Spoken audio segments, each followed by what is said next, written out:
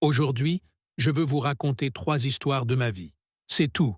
Rien d'extraordinaire. Juste 3 histoires. La première histoire parle de relier les points. J'ai abandonné mes études au Reed College après les 6 premiers mois.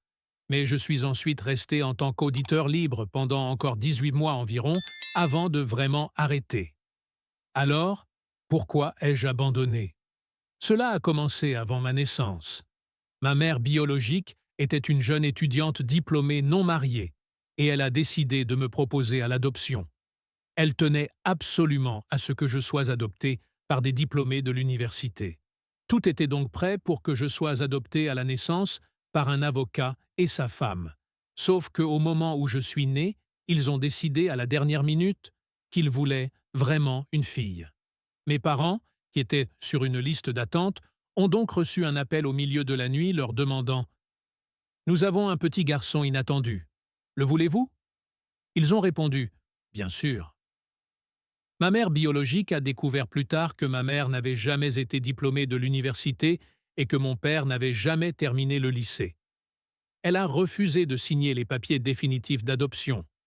Elle n'a cédé que quelques mois plus tard, lorsque mes parents ont promis que j'irais à l'université.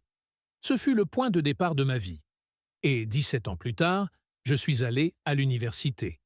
Mais j'ai naïvement choisi une université presque aussi chère que Stanford. Et toutes les économies de mes parents, issus de la classe ouvrière, étaient consacrées à mes frais de scolarité. Après 6 mois, je n'en voyais pas la valeur. Je n'avais aucune idée de ce que je voulais faire de ma vie, et aucune idée de la manière dont l'université allait m'aider à le découvrir. Et j'étais là, à dépenser tout l'argent que mes parents avaient économisé toute leur vie. J'ai donc décidé d'abandonner et de faire confiance au fait que tout s'arrangerait. C'était assez effrayant à l'époque, mais avec le recul, c'est l'une des meilleures décisions que j'ai jamais prises.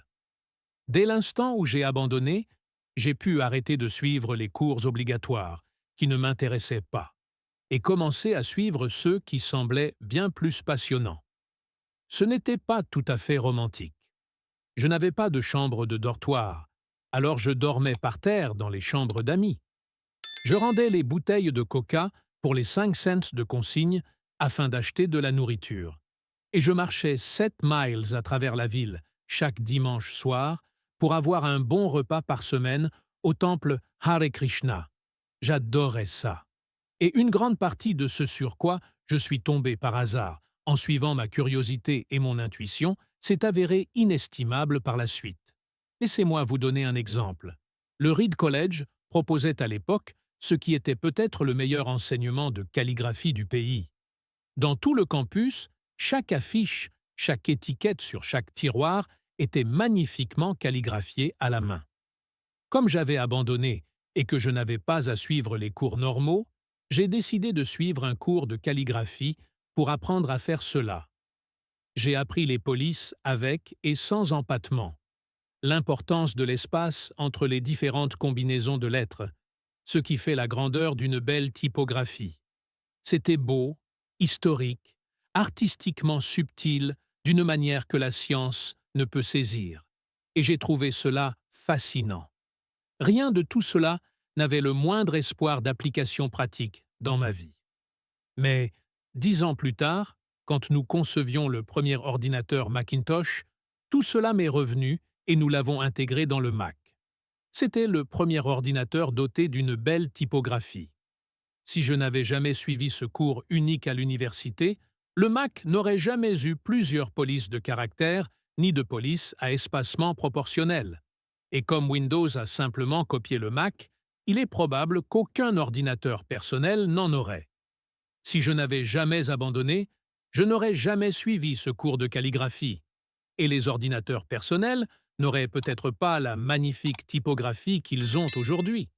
Bien sûr, il était impossible de relier les points en regardant vers l'avenir quand j'étais à l'université, mais c'était très, très clair en regardant vers l'arrière 10 ans plus tard.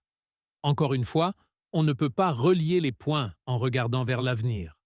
On ne peut les relier qu'en regardant vers l'arrière. Il faut donc avoir confiance dans le fait que les points se relieront d'une manière ou d'une autre dans votre avenir. Vous devez croire en quelque chose. Votre instinct, le destin, la vie, le karma, peu importe. Car croire que les points se relieront plus tard vous donnera la confiance nécessaire pour suivre votre cœur, même s'il vous écarte du chemin tout tracé. Et c'est cela qui fera toute la différence. Ma deuxième histoire parle d'amour et de perte. J'ai eu de la chance. J'ai trouvé ce que j'aimais faire tôt dans la vie. W et moi avons commencé Apple dans le garage de mes parents quand j'avais 20 ans. Nous avons travaillé dur, et en 10 ans, Apple est passé de nous deux, dans un garage, à une entreprise de 2 milliards de dollars, employant plus de 4000 personnes. Nous venions de sortir notre plus belle création, le Macintosh, 1 an plus tôt, et je venais d'avoir 30 ans. Et puis, j'ai été licencié. Comment peut-on être licencié d'une entreprise qu'on a créée? Eh bien, au fur et à mesure qu'Apple grandissait, nous avons embauché quelqu'un que je pensais très talentueux pour diriger l'entreprise avec moi. Et pendant la première année environ, les choses se sont bien passées. Mais ensuite, nos visions de l'avenir ont commencé à diverger et nous avons fini par nous brouiller. À ce moment-là, notre conseil d'administration a pris son parti. Ainsi, à 30 ans, j'étais dehors, et de façon très publique. Ce qui avait été le centre de toute ma vie d'adulte avait disparu, et c'était dévastateur. Je n'ai vraiment pas su quoi faire pendant quelques mois. J'avais le sentiment d'avoir déçu la génération précédente d'entrepreneurs, d'avoir laissé tomber le témoin au moment où il m'était transmis. J'ai rencontré David Packard et Bob Noyce, et j'ai essayé de m'excuser d'avoir si mal réussi. J'étais un échec très public et j'ai même pensé à m'enfuir de la Silicon Valley. Mais quelque chose a commencé à m'apparaître lentement. J'aimais toujours ce que je faisais. Le tournant des événements chez Apple n'avait rien changé à cela. J'avais été rejeté, mais j'étais toujours amoureux. Et j'ai donc décidé de recommencer à zéro. Je ne le voyais pas alors, mais il s'est avéré que se faire licencier d'Apple était la meilleure chose qui pouvait m'arriver. Le poids du succès a été remplacé par la légèreté d'être à nouveau un débutant, moins sûr de tout. Cela m'a libéré pour entrer dans l'une des périodes les plus créatives de ma vie. Au cours des 5 années suivantes, j'ai créé une entreprise nommée Nexté, une autre nommée Pixar, et je suis tombé amoureux d'une femme extraordinaire qui allait devenir mon épouse. Pixar a ensuite créé le premier long métrage d'animation par ordinateur au monde, Toy Story, et est aujourd'hui le studio d'animation le plus performant au monde. Dans un retournement de situation remarquable, Apple a racheté Nexté et je suis retourné chez Apple. Et la technologie que nous avons développée chez Next est au cœur de la renaissance actuelle d'Apple. Et Lorraine et moi avons une famille merveilleuse ensemble. Je suis presque certain que rien de tout cela ne serait arrivé si je n'avais pas été licencié d'Apple. C'était un remède au goût affreux, mais j'imagine que le patient en avait besoin. Parfois, la vie vous frappe la tête avec une brique. Ne perdez pas la foi. Je suis convaincu que la seule chose qui m'a permis de continuer est que j'aimais ce que je faisais. Vous devez trouver ce que vous aimez. Et c'est aussi vrai pour le travail que pour vos amours. Votre travail va occuper une grande partie de votre vie. Et la seule façon d'être vraiment satisfait est de faire ce que vous considérez comme un excellent travail. Et la seule façon de faire un excellent travail est d'aimer ce que vous faites. Si vous ne l'avez pas encore trouvé, continuez à chercher et ne vous résignez pas. Comme pour toutes les questions de cœur, vous le saurez quand vous le trouverez. Et comme toute grande relation, elle ne fait que s'améliorer au fil des années. Alors, continuez à chercher. Ne vous résignez pas. Ma troisième histoire parle de la mort. Quand j'avais 17 ans, j'ai lu une citation qui disait à peu près ceci. « Si vous vivez chaque jour comme si c'était le dernier, un jour vous aurez certainement raison. » Cela m'a marqué. Et depuis lors, au cours des 33 dernières années, je me suis regardé dans le miroir chaque matin et je me suis demandé si aujourd'hui était le dernier jour de ma vie, est-ce que je voudrais faire ce que je m'apprête à faire aujourd'hui? Et chaque fois que la réponse a été non pendant trop de jours d'affilée, je sais que je dois changer quelque chose. Ce souvenir que je serai bientôt mort est l'outil le plus important que j'ai jamais rencontré pour m'aider à faire les grands choix de ma vie. Car presque tout, toutes les attentes extérieures, toute fierté, toute peur de l'embarras ou de l'échec, s'effacent devant la mort, ne laissant que ce qui est vraiment important. Ce souvenir que vous allez mourir est le meilleur moyen que je connaisse pour éviter le piège de penser que vous avez quelque chose à perdre.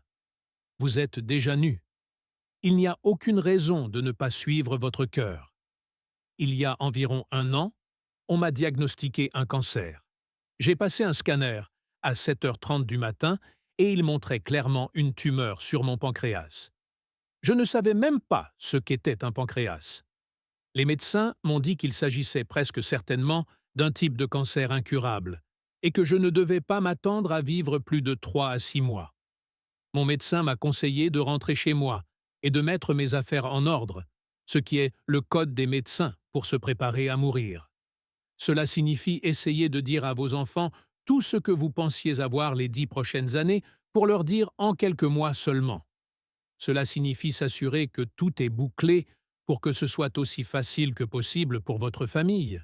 Cela signifie faire vos adieux. J'ai vécu avec ce diagnostic toute la journée.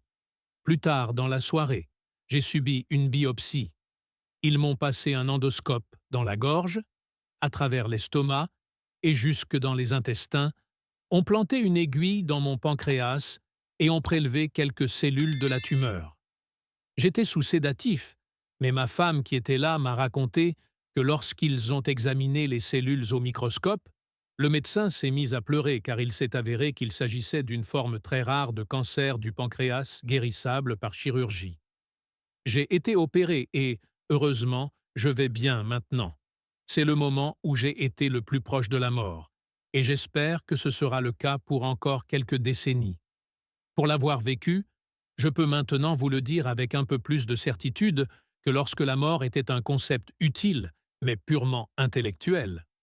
Personne ne veut mourir. Même les gens qui veulent aller au ciel ne veulent pas mourir pour y arriver. Et pourtant, la mort est la destination que nous partageons tous. Personne n'y a jamais échappé. Et c'est ainsi que cela doit être, car la mort est très probablement la meilleure invention de la vie. C'est l'agent de changement de la vie. Elle élimine l'ancien pour faire place au nouveau. En ce moment, le nouveau, c'est vous. Mais un jour, dans pas si longtemps, vous deviendrez progressivement l'ancien et vous serez éliminé. Désolé d'être si dramatique, mais c'est tout à fait vrai. Votre temps est limité, alors ne le gaspillez pas à vivre la vie de quelqu'un d'autre.